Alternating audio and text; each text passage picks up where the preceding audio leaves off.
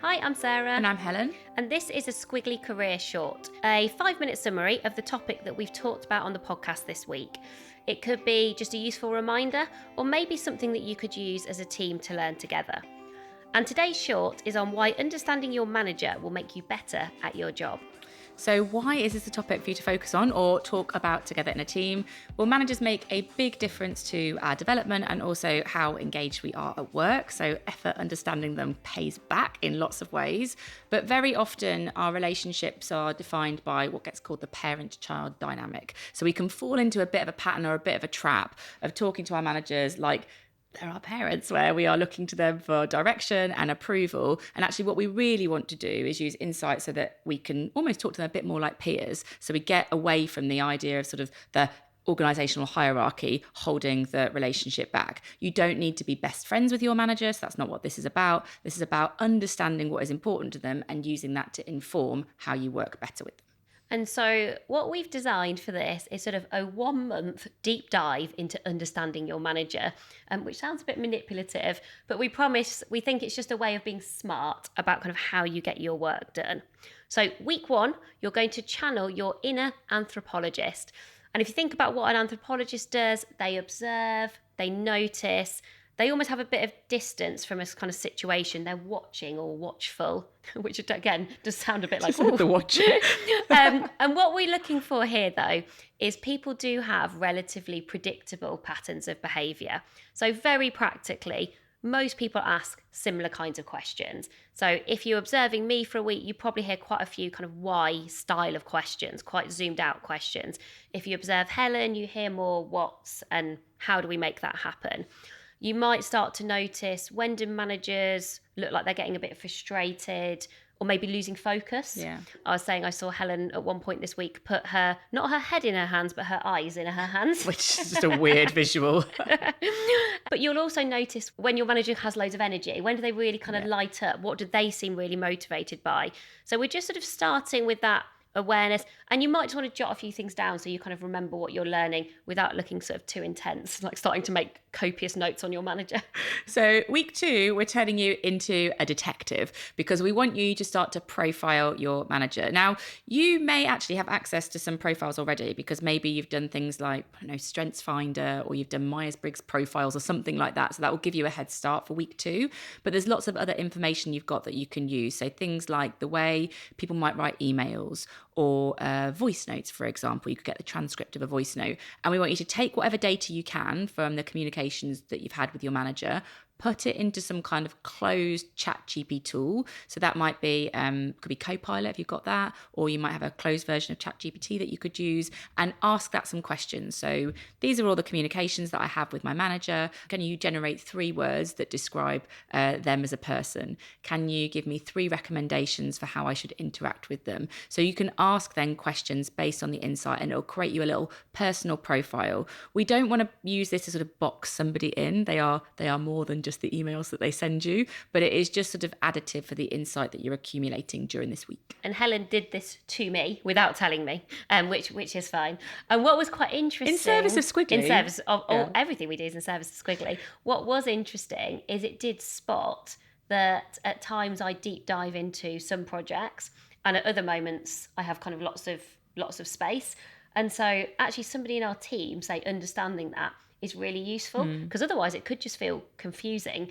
Oh, well, why is she really in this one? But then over here, she sort of seems to just give loads of autonomy and freedom. And so actually just noticing that and spotting that, already you can think, oh, I can be smarter about how I approach working with Sarah, because maybe I just ask her. Maybe we just get a bit more explicit. Maybe we ask more than we assume. So week 3, so you've channeled your inner anthropologist, you've played the detective. We're now going to do a bit of a spin on that kind of classic game, Guess Who? But we're going to do Guess What? So from what you know so far, have a go at writing down what do you think are your manager's top 3 priorities and top 3 problems, maybe for the next month or quarter. So we think it's probably more useful to keep this quite short term because problems and priorities change all the time. So here you're doing a bit of a test of, from what you know so far, like what have you learnt? Like, can you come up with the answers even to those questions? Because they're not super easy questions. It means you do have to kind of walk in your manager's shoes a bit, see the world through their eyes. And then ask them. So do that bit of kind of well, how accurate were my assumptions around kind of what matters? Even if they were completely wrong, better to know than to not know. Like whatever from this process, you will learn something. I like this one. I also think you can do this one in a team, which links to week's 4 activity, which is about safety in numbers. So you might feel by week 3, you might feel like you've been quite focused on your manager with all these activities. Week 4 is about doing something together as a team. So we've got lots of tools that you can use here. We've got a podcast, for example, on talking about values in teams. We've got the More About Me thing that's on our website.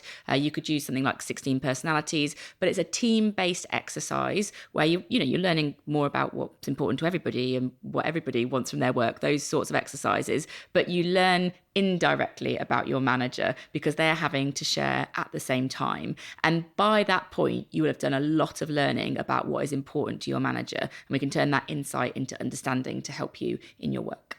So what now? I guess you've got a lot of awareness, but we always want to turn awareness into action. So we were thinking about what might you already do that you might then choose to do differently as a result of these insights. So you might do your one-to-ones differently. Any conversation you have with your manager, you might prepare differently or structure them in a new way. You might think about keywords. What are your manager's 3 or 4 top keywords? So I think if you're working with Helen, for example, one of the keywords might be something to do with now or fast or this week. The opposite of my keywords would be like slow, stop. You'd probably see me twitching. Yeah. That's when your eyes might go back in your hands again. And so what those keywords might be. You might also want to think a bit about, do you adapt any of your communications? So if you naturally send really long emails, but your manager is somebody who sends 3 bullet points in return, it might be smart to adapt enough. You never want to kind of change, who you are too much so it feels uncomfortable.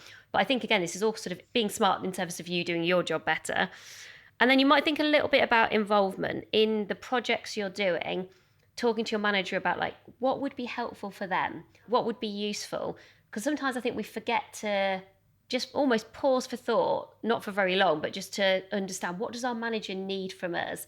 And we might guess at it, but we don't actually just ask outright, with this project, what will you need to know? And someone might say, well, actually, I've got to do these updates to the board once a week. And you say, well, in which case, on a Thursday afternoon, do you need 3 bullets of where we've got to? And actually, suddenly you've made your manager's life so much easier. So we hope that has given you a bit of a quick summary into the topic that we talked about this week. If you want to dive deeper, you can always listen to the full episode or download the pod sheet, which has got all those ideas for action and some coaching questions to help you think about it too. So that's everything for this Squiggly Career Short. We hope you're finding them useful. If you have any feedback, we're just Helen and Sarah at squigglycareers.com. We'll see you again soon.